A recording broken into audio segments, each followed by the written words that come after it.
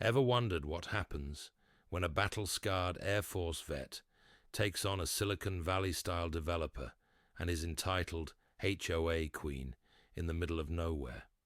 In this story, you'll see chainsaws echo off granite cliffs, legal threats more expensive than your rent, midnight sabotage under moonlight, and a hidden 1923 deed that owns every drop of water in the valley.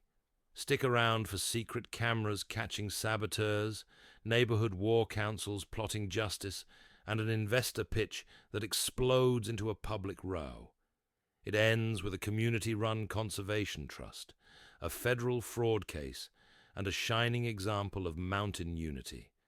So if you like stories like this, like and subscribe for more. My name's Marcus Thornfield, but everyone calls me Mac. 3 years ago, after my wife Sarah died of cancer, I left my Air Force logistics job to build a 1,200-square-foot cabin on 40 remote acres in Whispering Pines Valley, Colorado. Solar panels glint on the roof. My morning ritual at 7.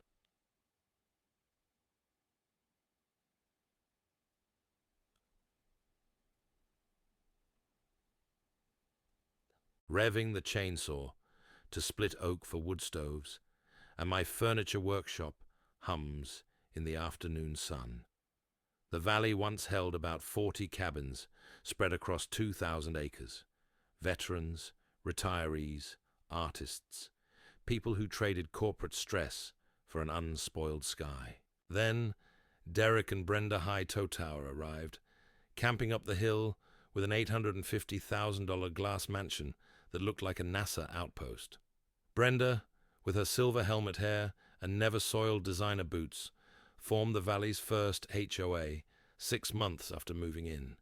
Her first target? Walt Kowalski's 1987 Chevy pickup. Next was Elena Santos's tomato garden. And then me. My cabin sat at the peak, visible through Brenda's floor-to-ceiling windows when I split wood or rode my ATV. Anonymous complaints flooded the county. Early morning noise, unsightly sheds, commercial woodworking. Certified letters demanded $500 daily fines. I laughed. My deed predated the HOA by 2 years.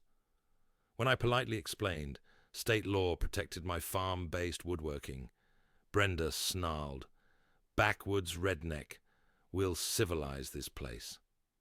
2 weeks later, a FedEx envelope from Kensington and Associates, a San Francisco firm, threatened a $50,000 lawsuit for irreparable harm to property values, citing 47 photos of my woodshed, solar panels, and mailbox as aesthetic crimes.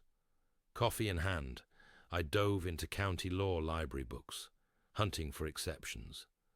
Colorado's right to farm statute covers agricultural processing that predates development, furniture from local timber checks, both boxes. I drafted a polite cease and desist on Thornfield Mountain Enterprises LLC letterhead, citing those statutes and suggesting they research rural property rights before billing $400 an hour.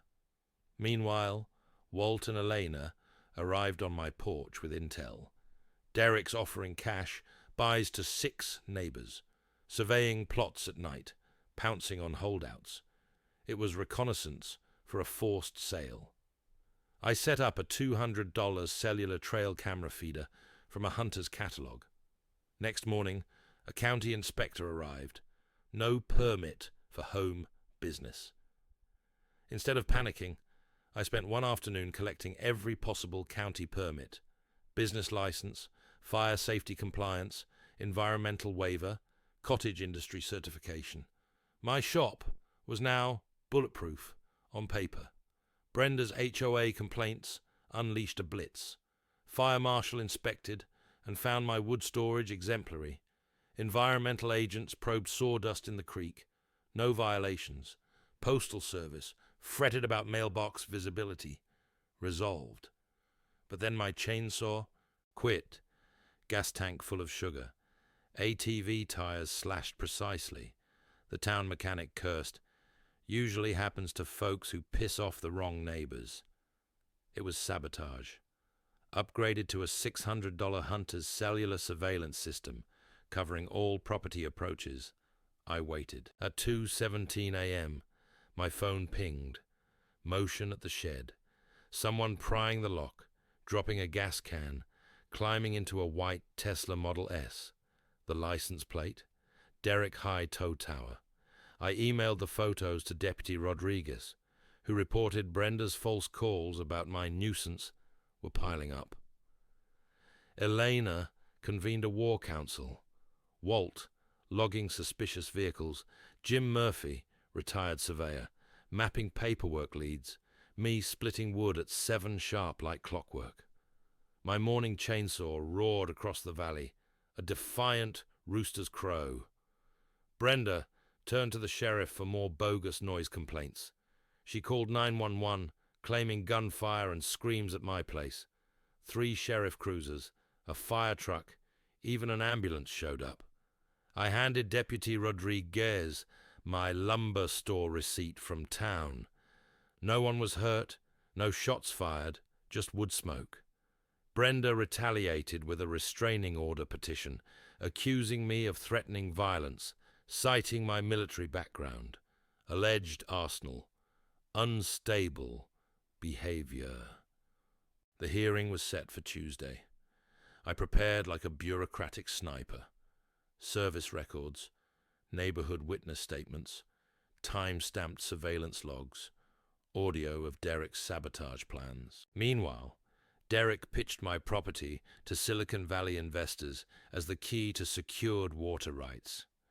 I got a call from Rebecca Owen at First Mountain Bank. Aunt Martha's forgotten safety deposit box awaited. Inside, under Sarah's death papers, was a leather folder with a 1923 grant. Ezra Thornfield retained mineral and water rights to 2,147 acres of Whispering Pines Valley, including Clearwater Creek. Surface rights had been sold over decades, but subsurface rights stayed with Mr. Thornfield's heirs, me. Every property Derek bought, every HOA lot plan, every promised drop of creek water legally belonged to my family. Elena's county assessor friends dug up 8 shell company buys by Derek's Mountain Vista development, each preceded by HOA complaints. Walt discovered night surveys for mining and water tests. Derek's greed for water for spas and irrigation had driven the harassment. I called Jim Morrison at Morrison Legal Services. He said the deed was ironclad. Subsidence rights under every property. Derek had spent millions on surface plots, worthless without that water. We formed Operation Mountain Justice. Eleanor infiltrated the HOA's private Facebook, eavesdropping on meeting plans and investor timelines. Walt coordinated nightly neighborhood watch rotations. Jim logged GPS-tagged trespasses. I installed military-grade motion cameras at creek access points, catching Derek's crew illegally diverting water and sampling soil. At the same time, I played desperate seller, feeding Derek misinformation about neighbors ready to unload cheap. He bragged about neutralizing environmental opposition and accidents befalling holdouts, every word recorded. 2 weeks before his big investor pitch at Pines Vista Clubhouse, Rockefeller-style suits arrived for projections of a $47 million luxury resort. Spa, golf course, chef's gardens, gated wilderness. I sat at the back with Walt, Elena, and Mr. Morrison. When Derek declared secured water rights, I stood. He sputtered about trespass. He'd invited me to sell. I strode forward, holding the 1923 deed, and handed copies to every investor. Gentlemen, this document grants my family exclusive water rights to Clearwater Creek and subsurface minerals across this valley. You can't build pools, irrigate gardens, or approve permits without these rights, which Derek doesn't own. The lead investor, glasses fogging, Asked Derek if it was real. Derek floundered, calling the deed a forgery. Mr. Morrison offered certified validation from the State Historical Society, the county clerk, and 2 law firms. Then he played Derek's recorded threats, sabotage admissions, and bribery pitch. Investors scanned exit routes. No one signed. The room emptied in minutes. Derek screamed about ruined careers. Brenda, her HOA authority in tatters, sat stunned. The next day, county and federal investigators swarmed in. Environmental crimes, wire fraud, witness intimidation. Derek faced lawsuits for $23 million and criminal charges. Brenda fled back to San Francisco, divorce papers in hand. Their glass mansion foreclosed and sold at half price to a retired park ranger who finally made it look like it belonged. 6 months later, the valley thrived. I formed the Clearwater Creek Conservation Trust, permanent cost access water for every resident, creek protection in perpetuity. Environmental groups hailed it as a model. My furniture business exploded on national media buzz. Orders backed up 8 months. Walt was elected head of the new resident council. Elena organized monthly potlucks. Jim set up volunteer fire department fundraisers. Even some HOA holdouts joined in. We created the Sarah Thornfield Memorial Scholarship for rural students in environmental law, first awarded to Elena's granddaughter, Maria. The annual Whispering Pines Folk Festival drew 500 visitors for crafts, music, creek tours, and fundraising. My furniture raffle alone raised $15,000 for emergencies. These days, I still fire up my chainsaw at 7 a.m. sharp. The crack of oak echoes off granite, but now neighbors wave instead of dialing 911. I sip coffee on my porch at dusk with Rosa Santos, Elena's sister, watching sunset turn the mountains gold. The creek flows free. Children laugh in its waters. Wood smoke curls from chimneys across a valley bound by trust, not tyranny. Sometimes outlasting the bastards is the sweetest revenge. If you'd like more stories like these, please like and subscribe.